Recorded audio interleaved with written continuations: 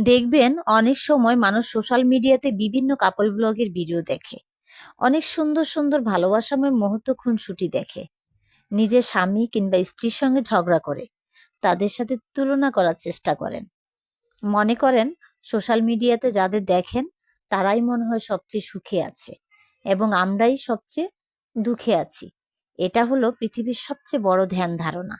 Social মিডিয়াতে আমরা যা দেখি তা যে সবসময় সত্যি হবে এমন নয়।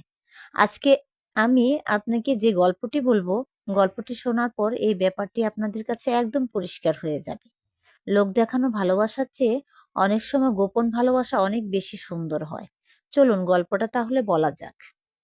একবার এক স্বামী আর স্ত্রী দুজন চিড়িয়াখানায় ঘুরতে গেল।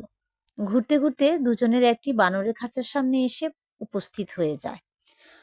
তখন তারা দেখলেন খাঁচার ভেতরে স্ত্রী বানর এবং পুরুষ বানর একজন আরেকজনের সাথে খুব খুনসুটি করছে।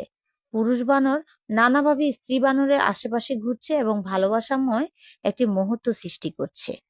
সে ভদ্র মহিলা এ দৃশ্য দেখার পর খুবই খুশি হলেন। স্বামীকে বললেন, দেখো এ দুটি বানরের মধ্যে কি সুন্দর ভালোবাসা। তারপর তারা হাঁটতে হাঁটতে চলে গেলেন সিংহের খাঁচার সামনে। সিংহের খাঁচার সামনে গিয়ে দেখলেন সিংহ একপাশে মুখ ফিরিয়ে বসে আছে, আরেক পাশে সিংহী আছে। মনে হচ্ছে তাদের মধ্যে কোনো ভালোবাসাই নেই। তখন স্ত্রী বললেন, আহ, ভালোবাসার কি নির্মম পরিণতি। এতক্ষণ কিন্তু স্বামী চুপচাপ ছিল। এবার তিনি নীরবতা ভঙ্গ করে তার স্ত্রীকে বললেন, এই পাথরটি তুমি সিংহের খাঁচায় তুমি সিংহীর দিকে ছুঁড়ে মারো, তারপর দেখো সিংহ কি করে। স্ত্রী তা করলেন। ছোট্ট পাথরটি নিয়ে তিনি সিংহের খাঁচার মধ্যে সিংহীর দিকে ছুঁড়ে মারলেন। আর অমনি সিংহ গর্জন করে সামনে ছুটে এলো তার স্ত্রীকে রক্ষা করার জন্য। সে গর্জন করতে করতে খাঁচার সামনের দিকে চলে এলো তার স্ত্রীকে সে রক্ষা করবে বলে। তখন সেই ভদ্রলোক তার স্ত্রীকে বললেন, এবার একই কাজ তুমি বানরের খাঁচার সামনে গিয়ে করবে। ছোট্ট একটি পাথর গিয়ে স্ত্রী বানরের দিকে ছুঁড়ে মারো। তাই করলেন তিনি। তখনই পুরুষ বানরটি নিজের আত্মরক্ষার জন্য স্ত্রী বানরকে রেখে ছুটে পালিয়ে গেল। তখন স্বামী বললেন, সবসময় মানুষের লোক দেখানো ভালোবাসা, মায়া এসব দেখে প্রভাবিত হইও না।